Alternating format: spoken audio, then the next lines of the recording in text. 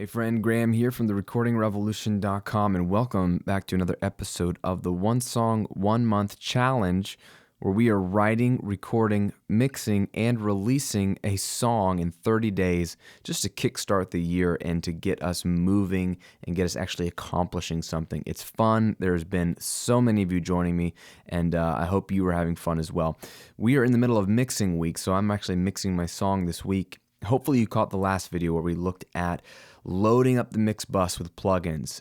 I call it top-down mixing. It's one of my absolute favorite ways to start a mix because it speeds up the process, uses fewer plugins, and I get a better mix in less time. So today I want to dive into the individual tracks and show you how to get more width in your mix. This is one thing I find that I'm always fighting for, is I want a mix that when you put on headphones or you listen to it in a sweet spot of good speakers, it sounds nice and wide. And there's a lot of things that people do to get width, including stereo widening plugins or stereo width enhancement plugins.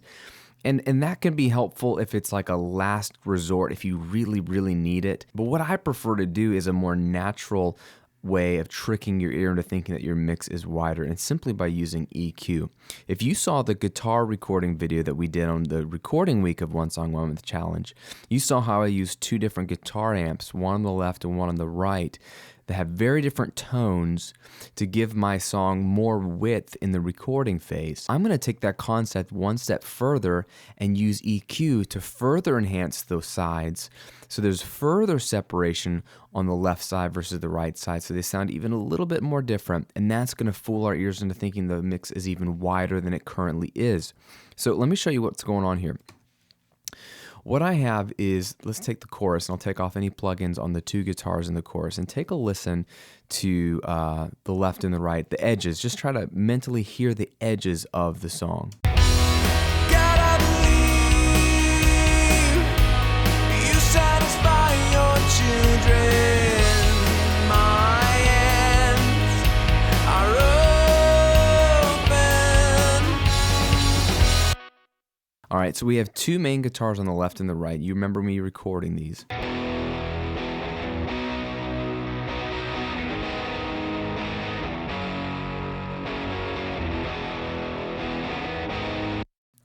One was the Vox on the left, one's the Fender Bassman on the right, and they sound better than having the same guitar on both sides. There's a little bit more separation.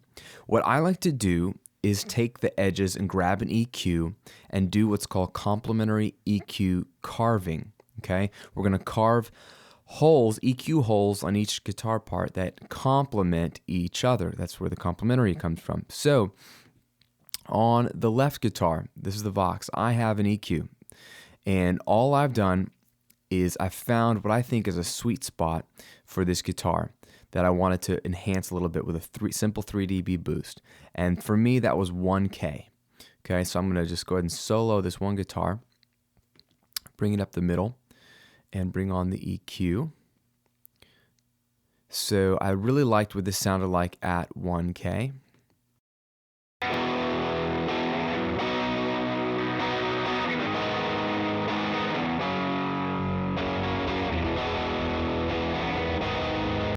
When I take away the EQ, you hear two things. It gets a little less present and more rumbly.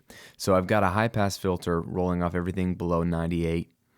And then I've boosted just 3 dB boost at 1K, and that's what takes the guitar from this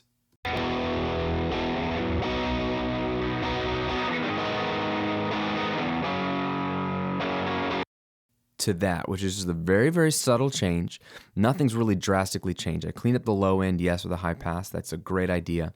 But then what I thought was the sweet spot was this 1K, and I gave it a little bit more of a boost. So I said, let's feature that sweet part of that guitar just a little bit more. Now on the other guitar, the Bassman, the Fender, that one I featured in a different spot. Okay, I featured that. Let's see, where it is featured, 1.5K. So I'll bring in that EQ. Here's the roll off and then boost at 1.5K.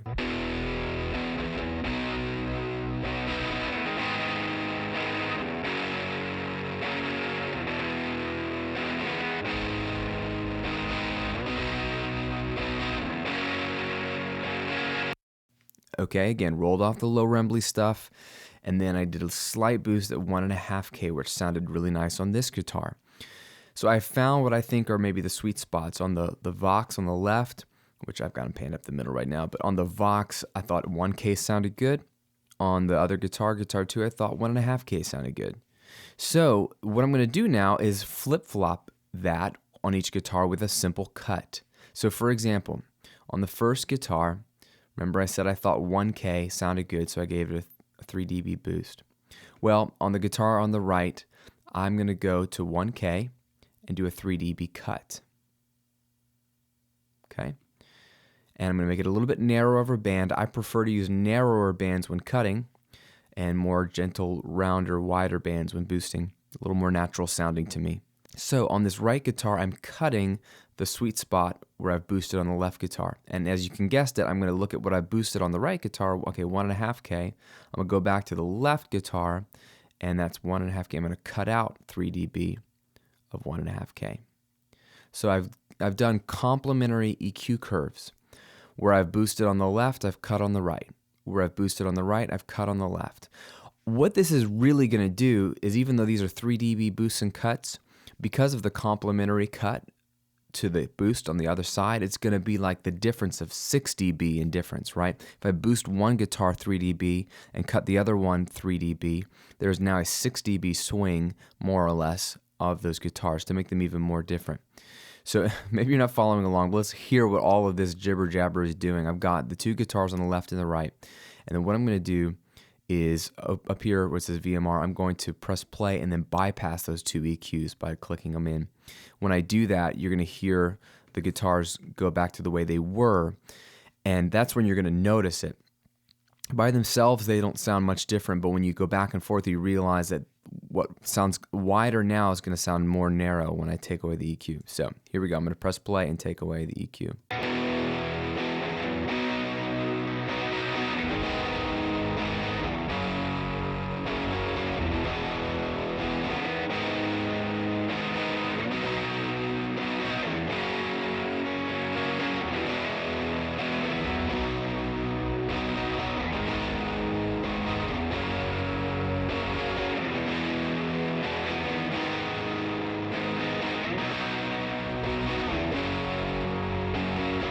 You notice them are a little bit more clear.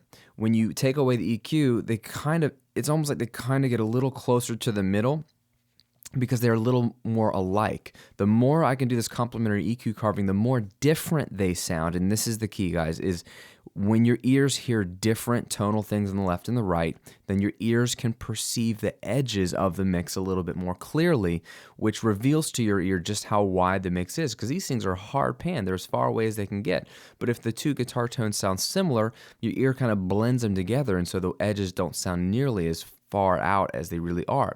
Now, where this is a little bit more apparent is in the mix. So I'm going to bring everything back in, and I'm going to press play.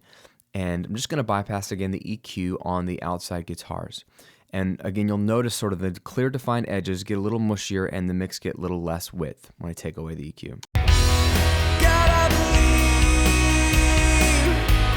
you satisfy your children. My hands are open. And gotta believe you promise a full provision. My hands are open. Come, you who work, come in place your heavy burdens on my back. You're tired and you're weary, I will give rest for your souls and carry you like sheep. Right? You hear the edges better. You perceive them better. They're different from each other. And the moment you can hear and perceive the edges a little bit more clearly and they sound different from each other, that's when you're going to get this width. This is great if you have it doesn't have to be guitars. You can have keyboard parts, strings. If you can just use some complementary EQ carving on the edges, it could be just one track on the one side and one track on the other. It could be a series of tracks. But try to make sure that the right has a different EQ curve than the left, just enough that your ear perceives them And that's going to give you that apparent width, which makes the mix sound wider and more exciting. It allows you to focus on what's in the middle a little bit more because now it sounds separate from the edges. It's a very subtle thing, and unless you're listening to this on good headphones or in your studio on monitors, you're probably not going to notice a drastic difference. But this is like these fine-tuning things to get that separation that really is a nice feature of some of your favorite mixes that you listen to on the radio or on your favorite records. It's that nice complementary EQ carving or choosing tones that are more distinct on the edges to give you width. No weirdness or phase shifting or anything needed with stereo widening plugins. You can simply just use EQ. Hope that gives you something to play around with. There's a lot of possibilities here, so leave me a comment below the video. Let me know if you are using complementary EQ carving already in your mixes, and if not, let me know what you thought of the video, if it was helpful to you, if you could notice it or not. Subscribe to the videos if you're liking them. Make sure you're on the mailing list if you want my best material as well sent to your inbox, as well as all kinds of other goodies that don't go out on the blog or on YouTube. So join that right there in the video and below the video. Next week, we're going to take the final mix and do a sort of quick little master, show you a couple of mastering tricks to kind of get your mix ready to release to the real world. And then I'm going to show you actually how to share it with the world. I'm going to show you some of my favorite services and platforms to help you get your music out there to the world in style. So stay tuned as we wrap up the One Song, 1 Month Challenge. Thanks for being a part of what we're doing here at the Recording Revolution, and I'll see you on another video soon. Take care.